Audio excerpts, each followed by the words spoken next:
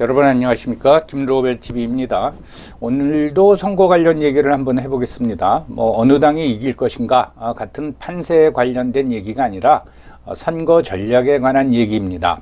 우리나라에서 선거의 승패를 결정짓는 요인은 많이 있습니다. 그 중에서도 무엇보다도 지역성, 이념 분포, 세대 분포 등이 있습니다. 그리고 이제 중요한 것이 선거 전략입니다. 선거 전략에 따라서 각 정당의 득표율이 달라지기 때문입니다. 선거 때만 되면 각 정당에서 나오는 얘기가 있죠. 중도층을 잡아라, 중도층을 노려라. 그렇게 외연 확장을 해야지 이길 수 있다. 그런 얘기입니다. 근데 결론적으로 말씀드려서 우리나라에서 중도층이란 매우 모호한 개념입니다. 그래서 중도층이 누군지를 확실히 특정화시켜야지 명확한 선거 전략을 세울 수 있는 거죠. 그렇지 않고 무조건 중도층을 잡아야 된다 하면 잘못하면 배가 산으로 올라갈 수가 있습니다. 이 영상을 보시면 현재 각 정당의 선거 전략에 대한 이해가 아마 높아질 것입니다. 자, 우리나라에서 중도층이라는 말은 매우 모호한 개념이라고 여러분들한테 말씀을 드렸죠. 그래도 사전적으로 보면은 이념 성향을 얘기할 적에 치우치지 않는다. 그러니까 나는 좌도 아니고 우도 아니다. 또는 나는 진보도 아니고 보수도 아니다. 가운데 있다. 그걸 우리가 이제 중도층이라고 얘기를 하죠. 정치 이념 성향 그 여론조사가 우리나라뿐만 아니라 다른 나라들도 다 실시하고 있는데 그때 뭐라고 물어보나 하면은 유럽에서는 당신은 좌파냐 우파냐, 즉 레프트냐 라이트냐 그렇게 물어봅니다. 그러면 그 중간에 있는 건 뭐냐? 좀 더 세분화시키면은 예를 들면 중도 좌파도 있고 중도 우파도 있지 않습니까? 중도 좌파 같은 경우에는 센터 레프트입니다. 중도 우파 같은 경우에는 센터 라이트고요. 정말 가운데 있다. 그럴 경우에는 그냥 센터라고 부릅니다. 미국에서는 좌냐 우냐 그렇게 묻지도 않고 당신 공화당이냐 당신 민주당이냐 이렇게 물어봅니다. 그러니까 리퍼블리칸이냐 데모크라트냐 이제 그렇게 물어보죠. 그럼 거기에 해당되지 않는 사람들 그거를 인디펜던트라고 부릅니다.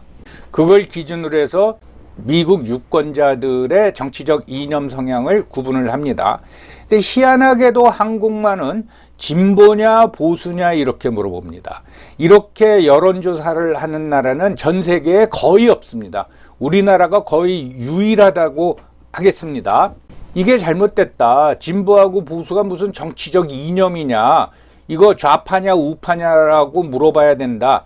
이거 제가 한 20년 전서부터 주장했는데 다른 정치학자들도 아이고 당신 말이 맞긴 한데 우리나라에서 좌파 우파냐라고 물어보면 너 빨갱이냐 아니냐 대답을 강요하는 것 같아서 그렇게 못하는 겁니다. 진보 보수로 물어봅니다. 라고들 이제 답변들을 합니다. 그런데 다시 말씀드리지만 진보와 보수는 이념 성향을 가르는 기준이 아닙니다. 여러분 말씀드렸죠. 유럽에서는 분명히 당신 좌파냐 우파냐, 나 중도 좌파다 그러면 센터 레프트, 중도 우파다 그러면 센터 라이트 그렇게 물어본다고요. 아무튼 모두들 우리나라에선 진보 보수라고 나누니까 저도 뭐 할 수 없이 진보 보수라는 용어를 쓰고 그 중간에 있는 사람들을 중도층이라고 부르는 겁니다. 그러니까 각 당이 중도층을 잡아라. 자, 그게 왜 모호한 개념이냐? 그걸 말씀드리면은 요 표를 보십시오. 이게 전국 유권자 주관적 이념 성향 분포 변화 해가지고 여기서도 역시 보수, 중도, 진보로 이렇게 이제 나눴습니다. 이게 2016년 1월서부터 2021년 12월까지 그러니까 한 6년 동안의 변화를 보여주는 건데 그동안 우리나라 중도층, 그러니까 진보도 아니고 보수도 아니라고 대답한 사람이 26%에서 34%를 왔다 갔다 합니다. 또 본인이 보수라고 답변한 사람들은 24%에서 31%를 왔다 갔다 합니다. 그리고 진보라고 답변한 층은 37%에서 23%를 왔다 갔다 합니다. 자, 여기 보이죠? 2017년에는 진보라고 답변한 사람이 37%였습니다. 그런데 2021년에는 23%로 줄어듭니다. 이념적 성향이라는 거는 오랜 기간 동안 자기가 경험과 사고를 통해서 성립이 되는 겁니다. 그런데 불과 4년 사이에 진보라고 답변한 사람이 37%에서 23%로 줄었다. 즉 60% 수준으로 감소한 겁니다. 이런 변화는 나타날 수가 없습니다. 그러니까 측정 자체, 이렇게 보수, 중도, 진보로 나눠서 측정하는 여론조사 결과 자체가 굉장히 잘못됐다. 그 말씀이죠. 그래서 저는 이게 시간이 좀 지나면서 진보, 보수 대신에 좌파냐, 우파냐 물어보면은 이런 큰 진폭은 안 나타날 거라고 봅니다. 그래서 다시 말씀드리지만 예상의 5년 사이에 진보라고 답변한 사람이 37%에서 23%로 줄어든다. 즉 60% 수준으로 줄어든다. 이런 여론조사 결과 믿고 선거 전략 세웠다가는 큰일 나는 거죠. 자, 맨 마지막 줄에 있는, 맨 밑에 줄에 있는 2021년 12월 결과를 보겠습니다. 이때 응답을 보면은 보수는 28%로 나오고 진보는 23%로 나와요. 그러니까 다 줄어든 겁니다. 그러면서 중도가 늘어난 겁니다. 이건 이따가 다시 한번 말씀드리겠지만은 미리 말씀을 드리면 중도가 늘어난 게 아니라 무당층이 늘어난 겁니다. 우리나라 이제 2대 정당, 지금으로 치면 국민의힘하고 민주당, 그것을 지지하지 않는다는 층이 늘어난 거지, 진보도 줄어들고 보수도 줄어들고 중도가 늘어난 게 아니란 말씀입니다. 그러니까 우리나라에서는 무당파 또는 무당층하고 중도층하고 헷갈리고 있는 거예요. 그러니까 중도층은 이념 성향으로 봤을 때 치우치지 않는다. 좌도 아니고 우도 아니다. 또는 우리나라 기준으로 따지면 보수도 아니고 진보도 아니다. 무당파 또는 무당층은 나는 지지하는 정당이 없다. 정당이 많이 있는데 다 마음에 안 든다. 이게 이제 헷갈리고 있는 겁니다. 자, 한번 정당 기준으로 우리 지금 한번 살펴보겠어요. 이거에 대한 아주 그 연구가 철저히 돼야 되는데 지금 아직도 이제 안 되고 있습니다. 흔히 지금도 보면 최근에 여론조사 결과를 보면은 정당 지지도가 국민의힘이 뭐 32%, 33% 나오고 민주당이 32%, 33% 정도 나옵니다. 그래서 이 양대 정당에 대한 지지도는 보통 30%에서 35%, 저는 35%로 봅니다. 국민의힘도 30%에서 35%, 이게 이제 팽팽하다고 보겠습니다. 그러면은 선거 결과는 누가 결정하느냐? 무당파 또는 무당층이 결정을 하죠. 한 30% 내지 40% 정도 되는 무당층이 결정을 하는 겁니다. 그런데 이 무당층은 또 세 부류로 구성되어 있습니다. 친민주 무당층이 있고 친국힘 무당층이 있고 그 다음에 아예 무관심층이 있습니다. 그런데 친민주 무당층이나 친국힘 무당층은 분명히 민주당을 지지하고 국민의힘을 지지하지만은 자기 지지 정당에 대해서 실망했을 적에 여론조사가 오면 지지하는 정당이 없습니다 해서 이제 무당파로 분류가 되는 겁니다. 그리고 무관심층은 기권하는 경우가 많이 있습니다. 이 무관심층이 10% 내지 15% 정도 됩니다. 그래서 결론적으로 말씀드리면은 자기가 지지하는 정당에 대한 충성도가 약한 민주당 입장에서는 친민주, 국민의힘 입장에서는 친국힘, 이 유권자들을 투표장으로 데리고 나와서 자기네 당을 찍게 하는 거, 이게 가장 중요한 겁니다.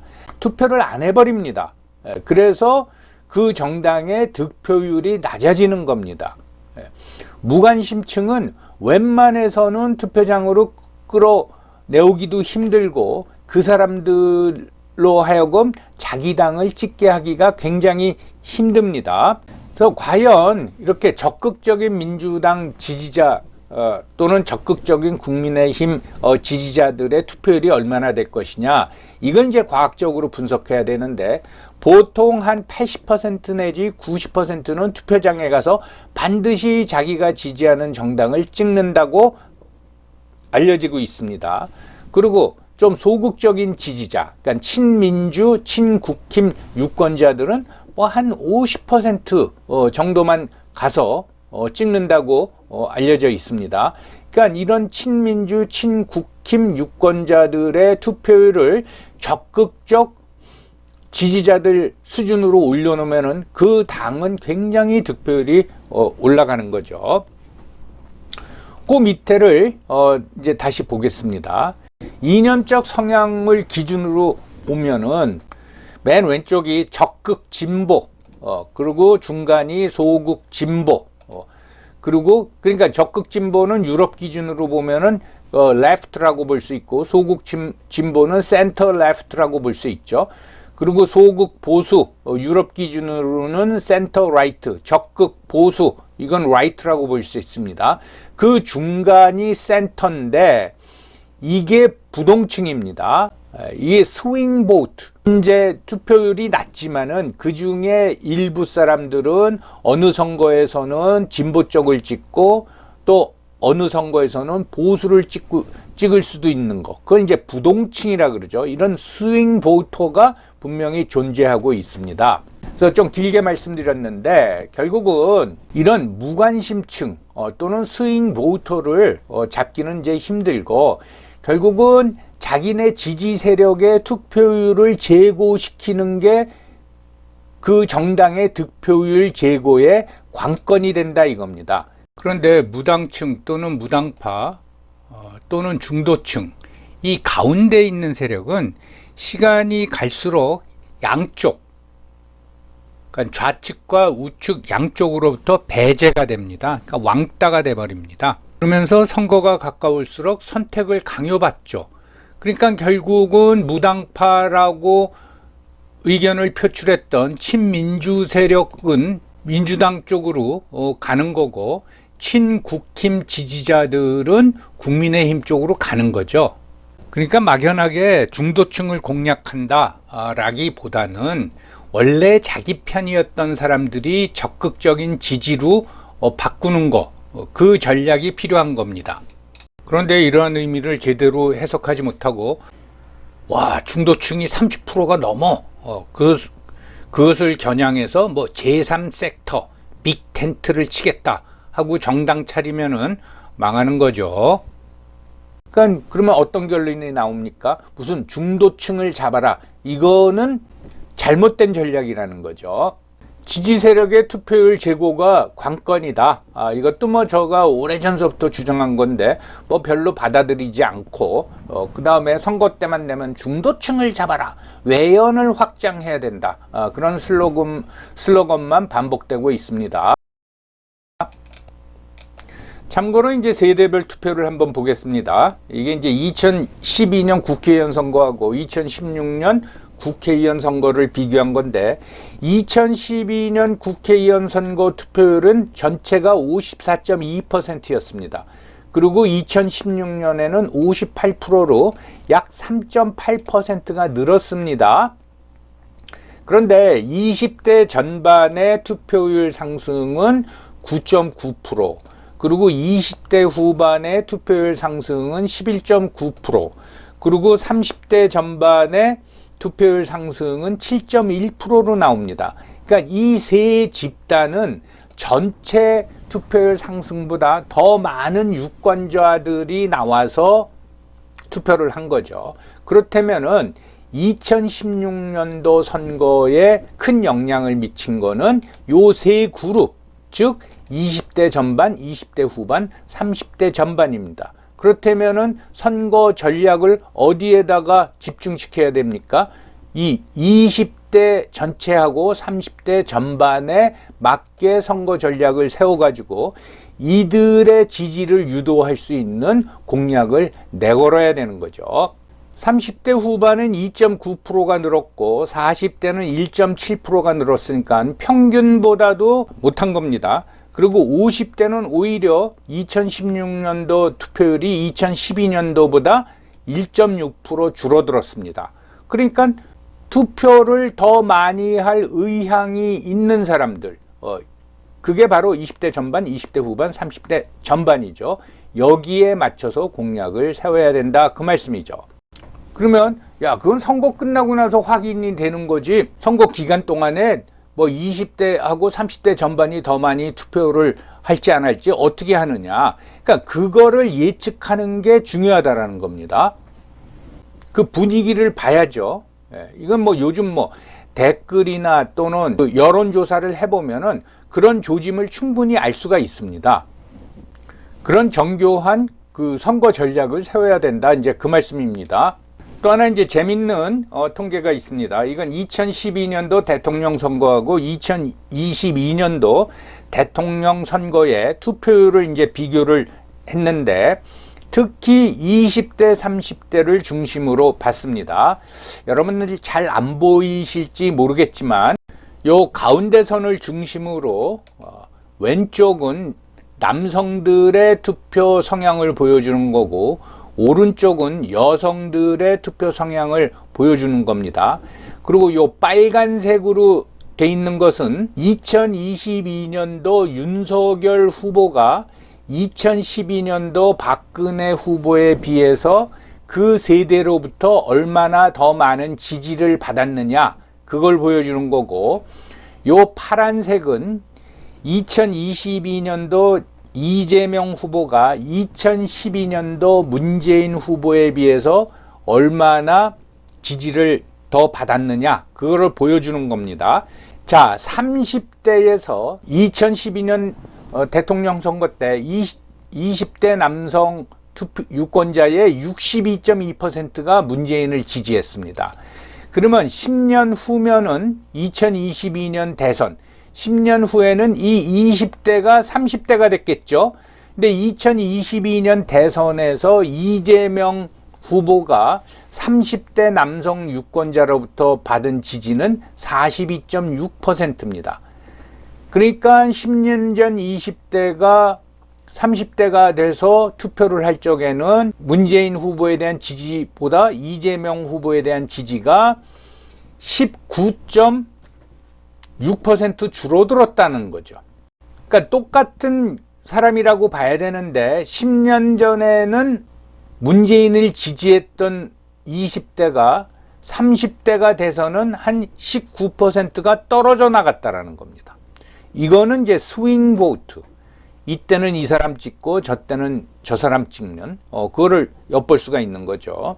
반면에 2012년에 20대로부터 박근혜 후보가 얻었던 득표율보다 2022년에 윤석열 후보가 얻은 득표율이 15.5%가 늘어났습니다.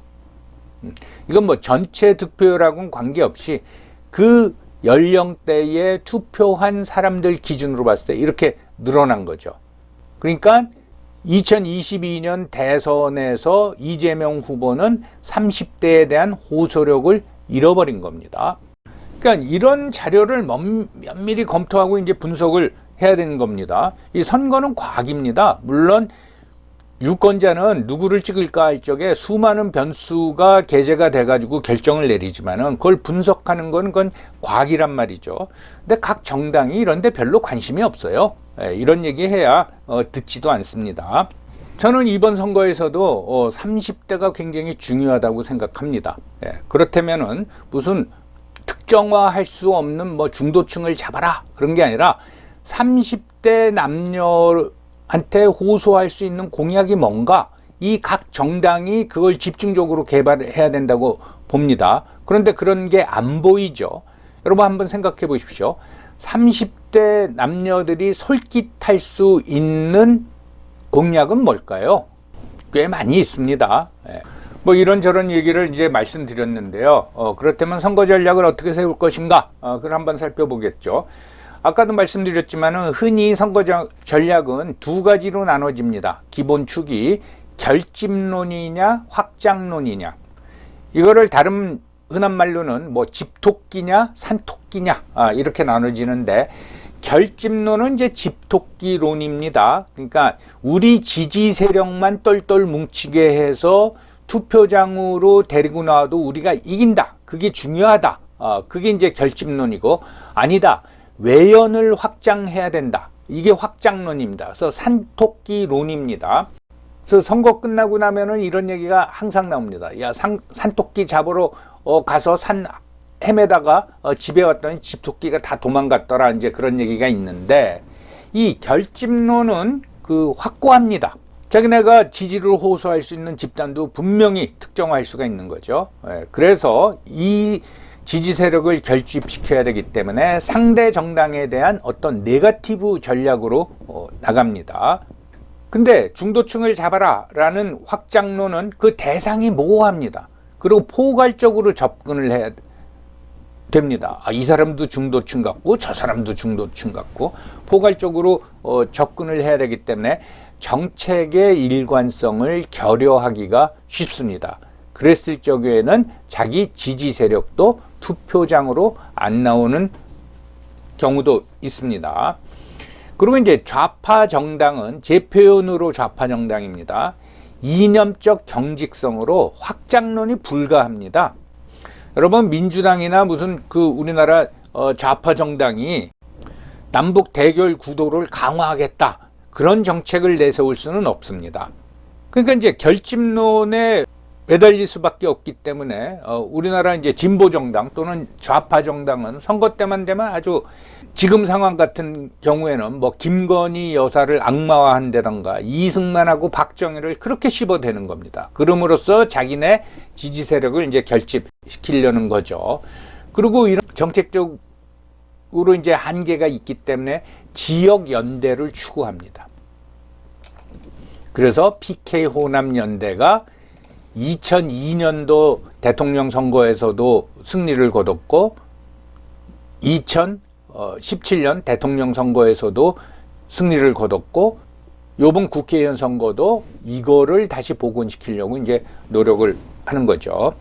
그러니까 결론적으로 말하면은 결집론 또는 집토끼, 여기에 이제 80%의 역량을 집중해야 되고, 그 다음에 산토끼, 소위 외연 확장을 위해서는 20%만 집중하면 됩니다. 그러면서 이제 쟁점을 선점해야 되는데, 예를 들면 이제 보수 정당이다 그러면 상대방 진보 정당의 이슈를 뺏어와야 됩니다. 예를 들어서 지금 같은 분위기 속에서 보수 정당이 거꾸로 나는 남북 정상회담을 추진하겠다 해버리는 거예요. 이건 보수는 그런 이념적 경직성이 없기 때문에 이런 주장해도 됩니다. 그러면 상대 진보 정당은 벙 쪄버리는 거죠. 그럼 진보는 할 일이 없느냐?